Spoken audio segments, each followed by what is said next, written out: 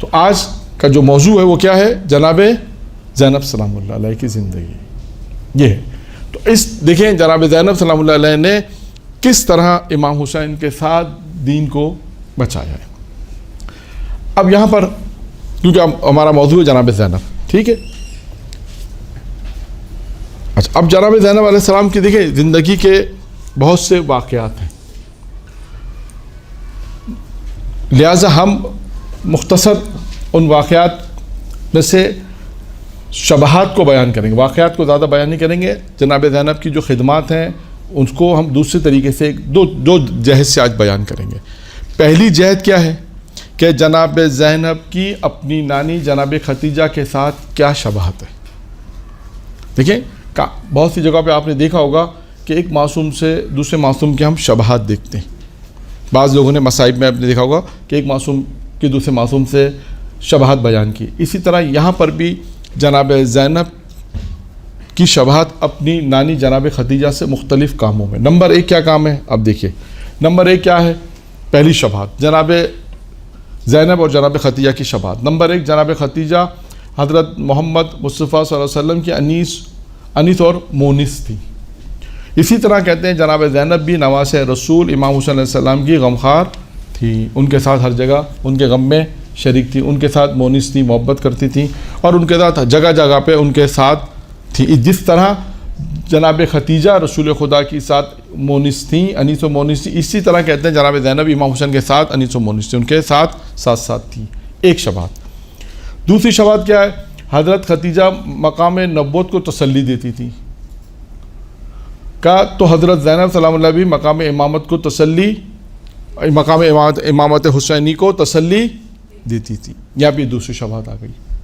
تیسری شباہت کیا ہے کہ جناب ختیجہ نے اسلام کی اشاعت اور بقا کے لیے اپنے تمام مال کو دے دیا۔ جناب ختیجہ نے کیا کیا؟ جناب ختیجہ نے اسلام کی اشاعت، اسلام کی بقا کے لیے اپنا تمام مال کو دے دیا۔ کہتے ہیں اسی طرح تو حضرت زینب نے بھی اسلام کی بقا کے لیے اپنا سب کچھ قربان کر دیا، حتیٰ کہ اسلام کی راہ میں چادر، گوشوارے اور اپنی اولاد کو بھی قربان کر دیا۔ دیکھیں یہاں تک جناب ختیجہ اور جناب زینب کی شباہت یہاں پہ بیان کی جا رہی ہے۔ جناب ختیجہ نے کس طرح اس وقت اوائل اسلام میں جب اسلام کو ان چیزوں کی ضرورت تھی کہ کوئی پیغمبر کو تسلی دے، کوئی پیغمبر کا ساتھ دے، کوئی پیغمبر کو اپنا مال دے، تبھی آپ دیکھیں کہ جناب ختیجہ کی شہادت کے بعد پیغمبر اسلام جناب ختیجہ کو بہت یاد کرتے تھے۔ کتنی شباہت ہو گئی اب تک؟ تین۔ چوتھی، جناب ختیجہ تمام مصائب و پریشانی میں پیغمبر اکرام کی شریک اور حصہ دار تھیں۔ اسی طرح حضرت زینب بھی اپنے بھائی امام حسین کے مصائب میں شریک تھیں۔ اگر ہم دیکھتے ہیں کہ تاریخ میں ہمیں نظر آتا ہے کہ پیغمبر اسلام کے ساتھ جو مسائل پیش آئے تو جناب ختیجہ ان کے ہمیشہ ساتھ تھیں۔ اسی طرح ہم دیکھتے ہیں کہ جناب امام حسین علیہ السلام کے ساتھ ان کی بہن بھی ان کے غم میں برابر کی شریک تھیں۔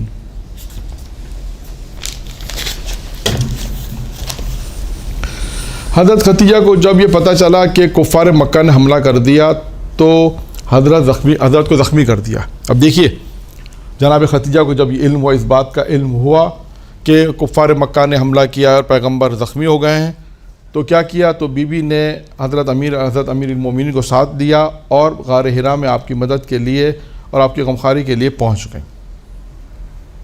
اسی طرح کہتے ہیں حضرت زینب بھی اپنے بھائی کے ساتھ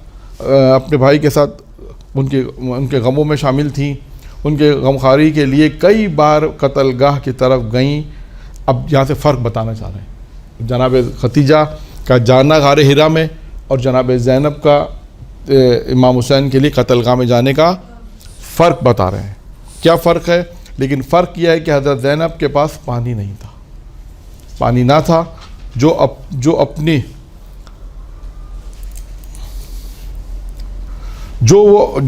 کو دے سکیں، جو ان کو دے سکیں، اس لیے کبھی یعنی کبھی تل زینبیہ پر کھڑی ہو کر اپنے ہاتھ کو اپنے سر پر رکھ کے غم کی حالت میں آواز دیتی تھیں وا غربتا، اور عمر سعد کی طرف دیکھ کر فرماتی تھیں اے عمر سعد تو دیکھ رہا ہے کہ حسین نواس رسول قتل کیا جا رہا ہے اور ہر طرف سے مایوسی ہو جاتی ہے تو مدینے کی طرف منہ کر کے آواز دیتی تھی واہ محمد و علیہ.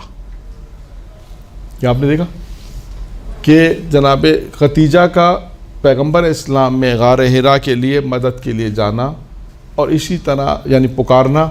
جب جناب ختیجہ کو اس بات کا علم ہوا کہ پیغمبر اسلام زخمی ہو گئے ہیں تو انہوں نے کیا کیا, فوراً امیر المومنین کو ساتھ لیا اور غار حرا پہنچ گئی جناب پیغمبر کی مدد کے لیے. اور اسی طرح اسی طرح جناب زینب کے لیے بھی ہے کہ جناب زینب کو جیسے ہی یہ مقتل گاہ میں کئی دفعہ کہتے ہیں مقتل گاہ کی طرف گئیں, اور لیکن فرق اتنا تھا, انہوں نے فرق بیان کر دیا کہ جناب زینب میں اور جناب ختیجہ سلام اللہ علیہ میں.